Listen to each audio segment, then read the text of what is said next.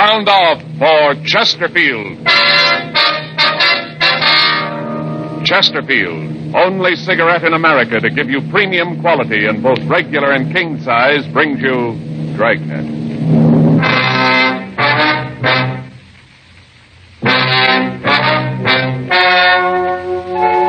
Ladies and gentlemen, the story you are about to hear is true. The names have been changed to protect the innocent.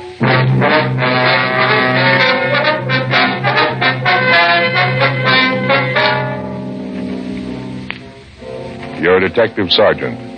You're assigned to homicide detail. Naval intelligence tells you that 2 Marines have been picked up with the shore patrol. They're reported sick. One is in critical condition. Foul play is suspected. Your job? Investigate. Here's what leading tobacco publications have had to say about king-size Chesterfield. U.S. Tobacco Journal, Atlanta, Georgia. Chesterfield king size is going strong.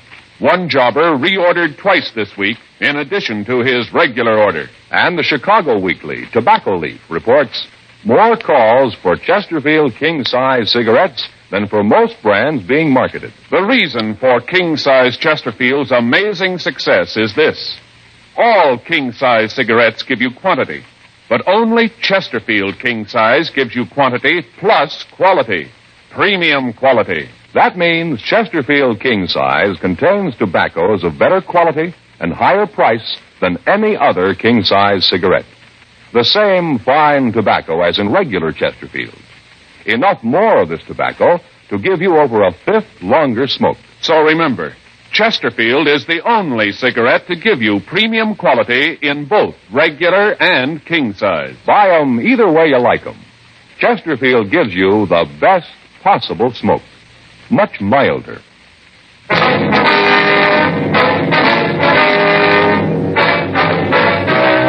Dragnet, the documented drama of an actual crime. For the next 30 minutes, in cooperation with the Los Angeles Police Department, you will travel step by step on the side of the law through an actual case transcribed from official police files. From beginning to end, from crime to punishment, Dragnet is the story of your police force in action.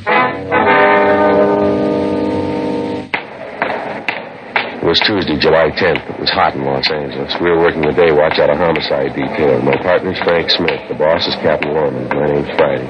It was 7:58 a.m. when I got to room 42. Homicide. Morning, Joe. Hi. Just get in. Yeah. Anything in the book? I'm looking. What's the matter? You hacked about something? No. Why do you ask that? I figured you saw about something. What'd you do, take a sour pill? You keep this up, you won't be asked to pose for toothpaste ads. Well, now, that's funny. All right, Joe. Tell your Uncle Dudley. What's the matter? Well, it's that court deal yesterday. It was miserable. Thing you and Gaffney been working out? Yeah, the white glove bandit came up while you were out on vacation. Spent over a month on it. Covered it from every angle. Yeah. Looked like we had the guy any way he turned. We had an idea how much he'd taken on each job.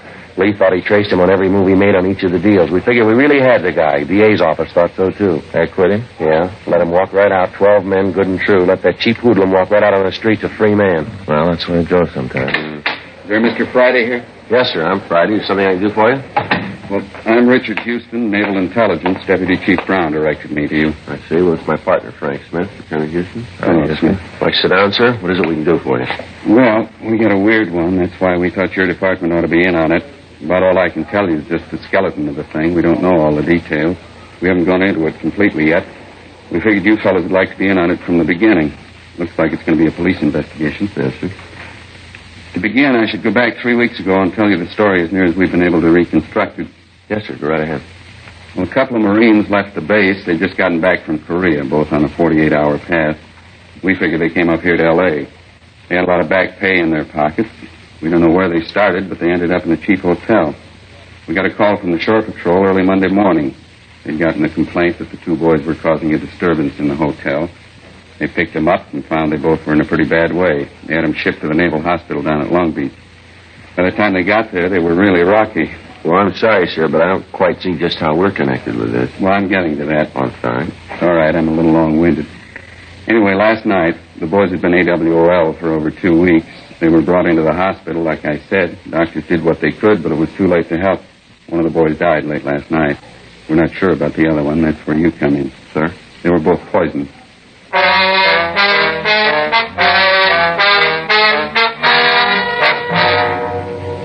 9:06 a.m. Frank and I talked with Captain Lorman, then we checked out a trip car and left for Long Beach. When we got there, we talked with the doctor in charge.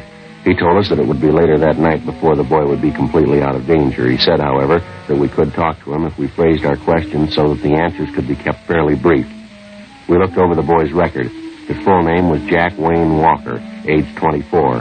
He'd enlisted in the Marine Corps on January 14th, 1950. He'd spent almost a year in the Far East, and his service record had been good until this time. The record of the victim, PFC Edward Monahan, was pretty much the same. The boys had both come from the same town in Arkansas. The date of their enlistment was the same. They'd served overseas the same time. At 3:48 p.m., the doctor ushered us into Jack Walker's room. Who are you? Police officers, Jack. We'd like to talk to you. What's it about? I haven't done anything. At least I don't think I did. No, it's not that. We'd like to find out what happened while you were up in L.A. Well, I killed my buddy up there. That's what happened. You heard about that, didn't you? Yes, we did. That's what we want to talk to you about. Poor Ed. Year in Korea. Guys taking pot shots at us. Cold, mud. And we got to come back here to get it. I didn't trust that little crumb. I knew we shouldn't have had anything to do with it. Well, you shouldn't have trusted who, Jack? Stubby.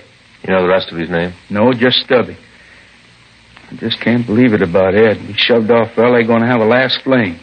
Ed was getting married as soon as we got home. All right, if you could just start right at the beginning. Oh, sure. Well, first we both had a 48-hour pass. We figured to go to L.A., like I said, for last fling. A few drinks, look at some of the lights, have a little fun. Sort of a bachelor party for Ed before he got hitched, you know.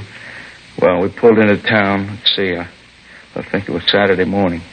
A couple of buddies told us about a joint up there where we could have some fun. Yeah. Well, we head up there, and nice little place that hour in the morning, I guess about 10:30. Well, we start in to drink. It gets pretty foggy after that. Like little parts in a jigsaw, you know. You sort of see a little bit of everything, but the whole picture ain't there. Yeah. Well, I remember we hung around the place for 2 days, and then it all really goes black. The next thing I remember, we woke up in some flea bag. I remember looking at the calendar on the wall. We was already a couple days AWOL. Ed and I talked about what we should do. And then we get to trying to think up an excuse for the CO for being AWOL. Well, our CO ain't easy. He's had experts try. Ed says he'd figure out something, so we start for the bus depot, get back to base. On the way, we pass this bar, and Ed says, well, maybe we ought to stop and have one more for the road, so we do, and I don't remember much for a couple more days. And I remember once we stopped and watched the guy get tattooed. Ed and I got talking about it, you know, whether or not we should have it done. Finally, we figured it was kind of kid stuff, so we didn't. I remember that because it was right after we left the tattoo place, we went to this bar where we met Stubby. Well, this is the fellow that you were talking about? Yeah, it's him. And you met him in a bar? Yeah. Ed and I were sitting there trying to figure out what we was going to do, you know. We were pretty broke by this time, and then, too, we was over 2 weeks AWOL. Anyway, sliced it, we had big trouble. Yeah. Well, we walked into this place. It was about 4:30 or 5 in the afternoon. At least near as I can tell, that's about what time it was. The whole deal gets kind of foggy.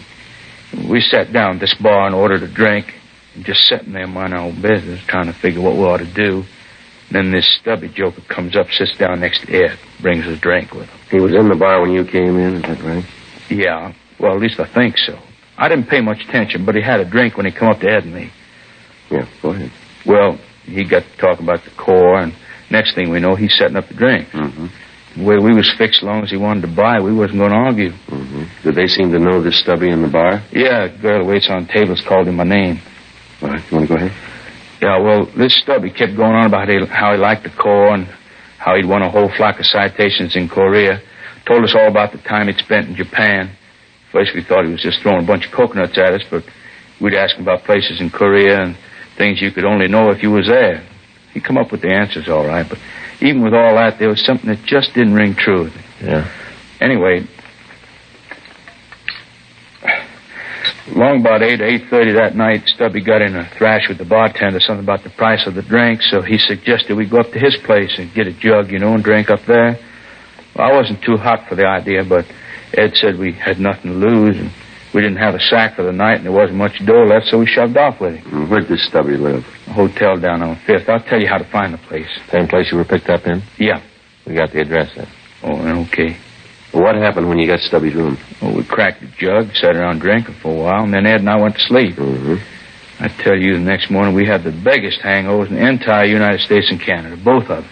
We felt miserable. Ed started beefing about the cheap booze Stubby'd rung in on us. That's when he tried to tout us on them pills. What pills are those? Oh, them things supposed to relieve hangovers. Oh, you mean the kind they sell in drugstores? No, damn. Stubby told us about that one. He'd come back to the States. He'd stood some duty in a hospital and said that while he was there, he got them pills. Said there was a special prescription, that they was great for head shrinking. He wanted us to try them. Did you? Well, no, not right away. He kept after us, though, kidding us about being big, tough Marines with a hangover. And then he took one of the pills, leastwise we thought he did. So Ed and I figured then we didn't have anything to lose. You took one of these hangover pills then, did you? Yeah, we both did. Mm-hmm. What happened then? Well, nothing right away. Stubby said it'd take a little time for it to take effect. We got up and started to get dressed. Ed and I thought we'd better get back to the base, you know. We'd probably be in enough trouble as it was without worrying about a hangover. Yeah. You left the room? No, we was just getting our stuff together, and Ed took sick. Said he had awful pain in his stomach, like a cramp, you know. And we asked Stubby if the pill could have caused it. He said no. Must have been the booze. Mm. Well, right about then, I was getting ready to mop up the place with this Stubby. I figured sure he'd given us a Mickey. I couldn't figure why, though. Then it hit me. A pill, huh? Yeah, I guess so. Real bad cramps in my stomach. I got real dizzy. The room started to go around. And we asked the Stubby to call a doctor, and that's when we knew he was really in trouble. How's that? Well, we knew then he was nuts off his trolley. And neither of us could walk. Ed doubled up and passed out, and I could hardly keep awake. We both just lay there on the floor. I kept asking this bum to get us a medic. Mm-hmm. Did he? No, he just stood there and laughed at us. Laughed like a crazy fool. He kept saying we was big, strong Marines. We should be able to take a little stomach ache without running to a doctor. At no time did he make any attempt to get you medical help? No, just like I said, he just stood there and laughed at us. Then he got real mean.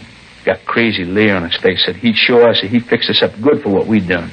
Well, what do you mean by that? I don't know. All I thought about was getting Ed and me to a doc. About this time, I didn't much care what the little screwball did. Then it really started harping on how he's getting even with us. I tried to get at him. I'd have killed him if I could have. I tried to get at him, but I fell and went out, I guess. And that's when he said that thing about that we wouldn't be the last ones he'd get. What? Well, he said like this, you guys are the first, just the first. But there's going to be more, a lot more.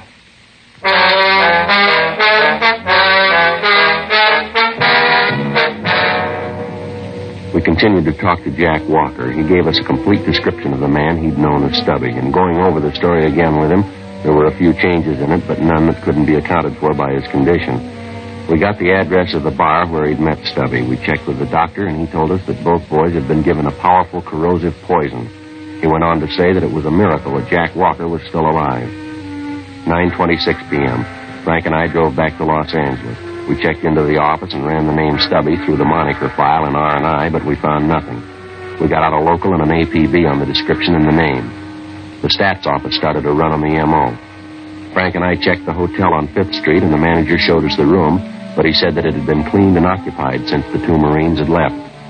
Leighton Prince went over the room, but failed to come up with anything. We took the hotel registration card and booked it in as evidence. The man had signed his name as Alton Richards. The manager gave us the same description as the one we'd gotten from the Marines. We ran the name through R&I, but we failed to come up with any new leads. There'd been no replies to the broadcast, and the stats office had finished the run and had come up with 4 possible suspects. These were checked out, but they led us nowhere. 2:30 a.m. We checked the bar, but we found it was closed. Wednesday, 8:14 a.m. We briefed Captain Lorman on the developments, and then we went over to again check the bar where the two Marines were supposed to have met Stubby. The place was deserted except for one man drinking a beer. The waitress was sitting in a rear booth filing her fingernails. Frank and I went back to talk to her.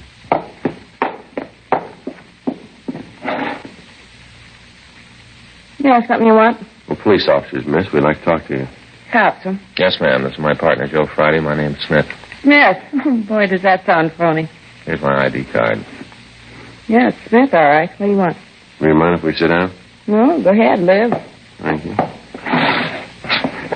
What's this all about? Do you work here, Stubby? Yeah, most of the time. What's your name, miss? Vera.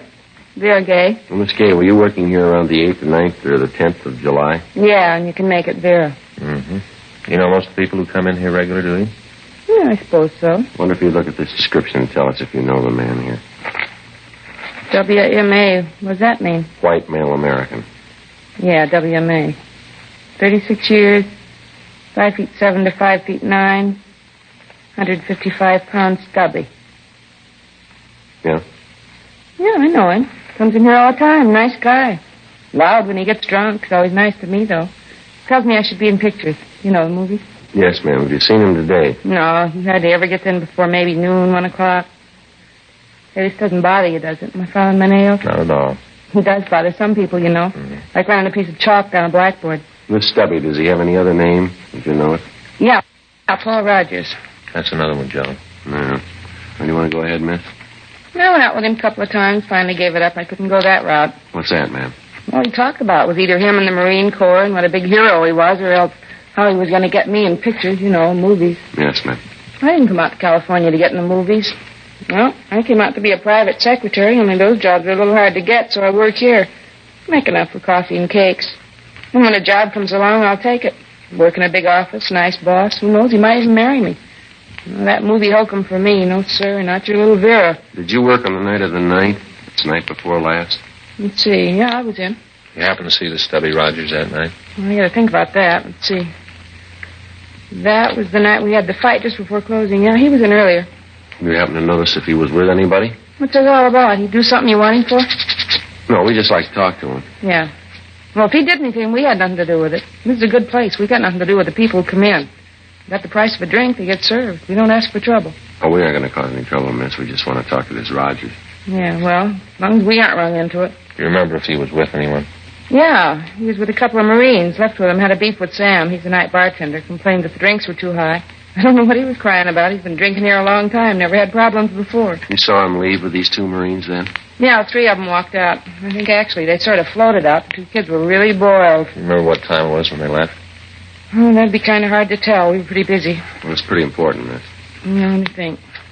I guess maybe around 8, maybe 8:30, around in there. It's just a guess, though. Do you have any idea where this Rogers lived? Yeah, I've been there a couple of times. Hotel on South Hill.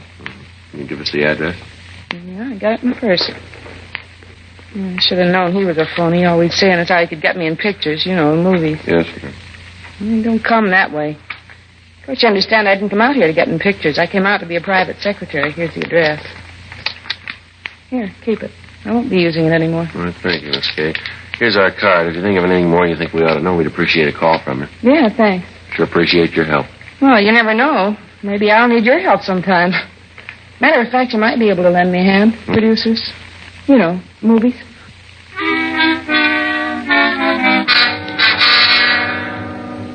Frank called the name Paul Rogers into the office, and a supplementary broadcast and an APB were gotten out. A stakeout was arranged on the bar. We went back to the city hall, and a check through R&I on the name Paul Rogers netted us nothing. We drove over to the hotel on South Hill. The manager told us that Rogers was not in his room. He went on to say that Rogers had not been using his room regularly for the past week or so, but that he had been in a couple of days before in the company of a soldier, and that as far as he knew, the soldier was still in. In the company of the manager, Frank and I went upstairs. The manager unlocked the door, and we went in. Minute, Frank, there's someone in bed. Yeah. Come on, you. How about it? Just a minute. How about it, Joe? I don't know. He's dead.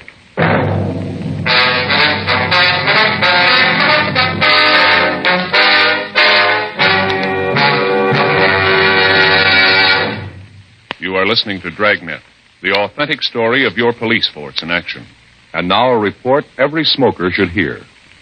Nose, throat, and accessory organs not adversely affected by smoking Chesterfields. First such report published about any cigarette. A responsible consulting organization reports a study by a competent medical specialist and staff on the effects of smoking Chesterfields. For 6 months, a group of men and women smoked only Chesterfield, 10 to 40 a day, their normal amount. 45% of the group have smoked Chesterfields from 1 to 30 years, for an average of 10 years each. At the beginning and end of the 6 months, each smoker was given a thorough examination, including x-rays, and covering the sinuses, nose, ears, and throat. After these examinations, the medical specialist stated, "It is my opinion that the ears, nose, throat, and accessory organs of all participating subjects examined by me were not adversely affected in the 6 months period by smoking the cigarettes provided. Remember this report and buy much milder Chesterfields, regular or king size.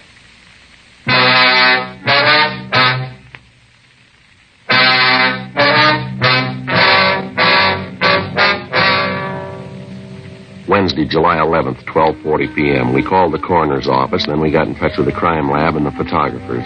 After the pictures had been taken, the body was removed. The victim was a soldier in his mid-30s. On the nightstand beside the bed, we found an empty pill bottle and a suicide note. The note was booked as evidence and turned over to Don Meyer for comparison with the handwriting taken from the hotel registration card that Rogers had signed. The men from Leighton Prints went over the place thoroughly. They came up with several classifiable prints. Fingerprints found on the bottle belonged to the victim. There were several other sets in the room which were not identified. The crime lab went over the room, and they went back to the lab to make their analysis. All officers in the area were alerted to be on the lookout for Rogers. Frank and I talked to the manager of the hotel, a Henry Corey. He told us that Rogers had lived in the hotel for the past 4.5 months. He said that Rogers was quiet, kept pretty much to himself, and for the most part was a good tenant. He said that on several occasions Rogers had gotten behind in his rent, but that he'd always managed to come up with the money. The manager told us that in the conversations he'd had with Rogers, the main topic had been the Marine Corps and the suspect's record overseas. Rogers presented himself as an armchair general, constantly calling down the way the situation was being handled. He would refer to his own exploits, but when questioned about his leaving the service, he became vague and evasive. Additional handwriting samples were obtained and sent to Meyer. The manager told us that the latest victim had come in with Rogers the night before, and that at the time he'd been pretty drunk. They'd gone upstairs, and when Rogers had left in the morning, the manager had assumed that the soldier had gone the night before. 3:20 p.m. Frank and I went back to relieve the stakeout at the bar.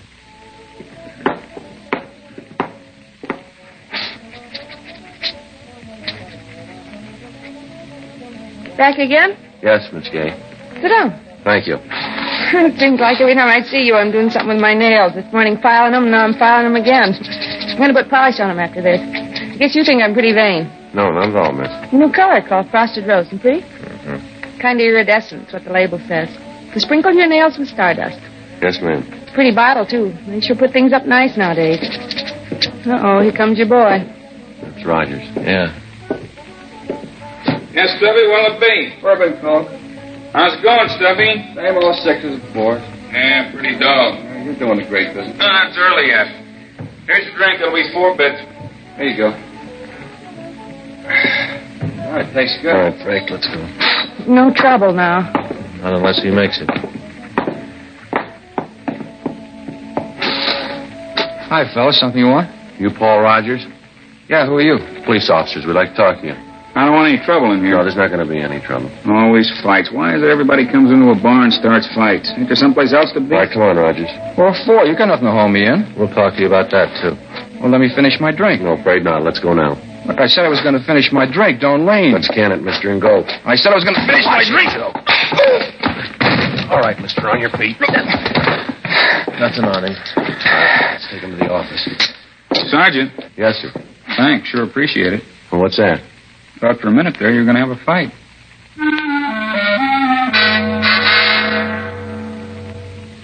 We took the suspect back to the city hall, then we checked the name through the Marine base in San Diego. Lieutenant Richard Houston called back to say that Rogers had received a court-martial and a dishonorable discharge in January of that year. He'd been tried by a military court on a charge of stealing alcohol from the hospital pharmacy and selling it to the patients in the hospital. We stopped in handwriting analysis, and Don Meyer took an exemplar of the suspect's writing. When we checked by the office, there was a message from Sergeants Bill Cummings and Harry Hansen stating that their investigation had shown that the death of the soldier in Rogers' room was suicide beyond any doubt. 7:46 p.m. Frank and I talked to the suspect in the interrogation room. Terrible thing treating a veteran like All this. right, let's save it, Rogers. There's a few questions we'd like some answers to. I got nothing to hide. All right, what were the conditions for your discharge from the Marine Corps? What do you mean? Did you get an honorable discharge or a dishonorable discharge? I had a little trouble. Lousy officers never did understand what the problems of the enlisted man were. What do you do for a living, Rogers? I work. Where? Around. You have a steady job? What do you mean steady? One you've held for, say, more than 6 months? Haven't been out of the service that long. Where'd you serve in the Corps? Japan, Korea. How long are you there? About 4 or 5 months. Why'd you come back? I was wounded. How? What do you mean, how? Just that. How were you wounded?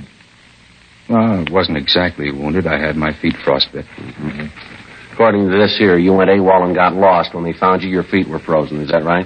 What's that you got? Your record in the Corps. You got a lot of nerve digging into that. What do you got me in here for anyway? I done nothing that puts me in line for this kind of Do treatment. you know a couple of Marines named Ed Monahan and Jack Walker? Monahan? Walker? No, I don't think I know. You ever register in a hotel on 5th Street? No, I live over on Hill. You know a soldier named Marty Wilkin? What's he got to do with it? We found him dead in your room. You're cracking up. Yeah, sure, Rogers. We just dreamed we found that body. Had nothing to do with him. Met him in a bar. He said he wasn't feeling too good. Said he didn't have a place to sleep. I let him have my room. Something wrong in that? Be a little kind, and now even that gets you in trouble. You sure you don't know a Marine named Ed Monahan? Positive. There's something wrong, Rogers. Girl at the bar says she saw you leave the place with 2 Marines. They could have been Monahan and Walker. Well, maybe I know them. I might and still not know their names. You didn't take them up to a room you'd rented in a hotel on 5th Street? No, I told you once I never lived on 5th. Checked with our handwriting man. He says your writing matches some samples we found on the hotel register. Maybe I write like somebody else. No, we don't think so, mister. How about Jack Walker? Maybe you know him, you just didn't remember him. No, I keep telling you, I don't know them. Vera says you do. Well, she's lying. Is she? Sure she is. She's trying to save her own skin. From what? She doesn't want to stand a rap for murder, can't you see? Yeah, go ahead, Roger. I'm saying nothing until I see my lawyer. You sure you don't want to tell us why you did it? I got nothing to say. Makes it tough, Roger. What do you mean? Just makes it rough, that's all. Looks like you're going to have to stand a murder rap. Yeah? It's the way it looks. Well, I didn't mean it. I didn't. I just wanted to get even, that's all. Just get even. For what, Roger? For the way the court treated me. Kicked me out. I didn't do anything really wrong. Cop a little alcohol, that's all. No harm done. They look at it a little different. Yeah, that's the trouble. Stinking brass, they're all alike. They don't care what happens to us, the guys in the field. Tried to get a job. I looked everywhere. I just didn't fit. Seemed like everywhere I went, I got into trouble. I wanted like it was when I first went in. Like it was after boot camp. Walking down the street, girls looking at you, a Marine, a big man. They took that away from me. They wouldn't let me enlist again. I tried, but they wouldn't let me. You can understand what that'd do to a guy, can't you? I don't know. It tore me apart. Right then, I decided to get even with all the stinking gyrenes in the world. They wouldn't let me in, and I hated them. Yeah. Remember what happened the day you gave the 2 boys the pills, do you? Sure, I remember all of it. Oh, they cried for a medic. They weren't big men then. No, sir, they sure weren't. All right, Rogers, we'll get a stenographer. Tell me, Sergeant, Yeah. did I get both of them? No, Walker's going to be all right. He the young one? That's right. A real nice kid. Lucky, too. Is that right? Yeah, no worries. Really got it made. Uniform, that's what does it. Uniform makes all the difference in the world. Yeah, well, don't worry. You'll get one.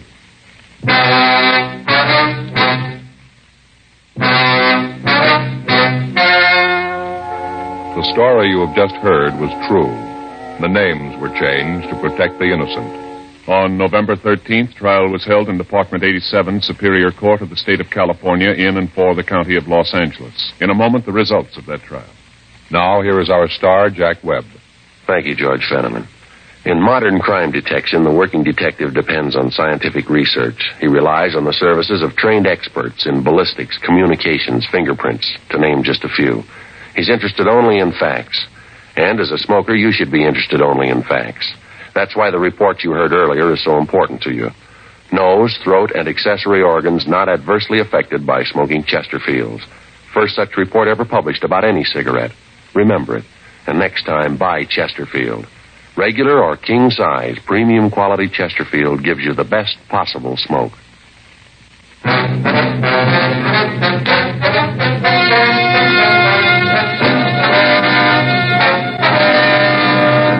Paul M. Rogers was tried and convicted on 1 count of murder in the first degree. He was sentenced to life imprisonment in the state penitentiary, San Quentin, California.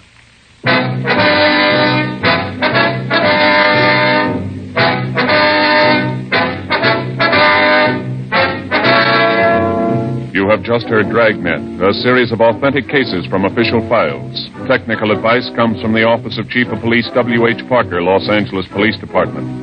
Technical advisors Captain Jack Donahoe, Sergeant Marty Wynn, Sergeant Vance Brasher. Heard tonight were Ben Alexander, Virginia Gregg, Jack Crucian. Script by John Robinson. Music by Walter Schumann. Hal Gibney speaking. Sound off for Chesterfield. Either way you like 'em, regular or king size, possible smoke. Much milder Chesterfield. Chesterfield has brought you Dragnet, transcribed from Los Angeles.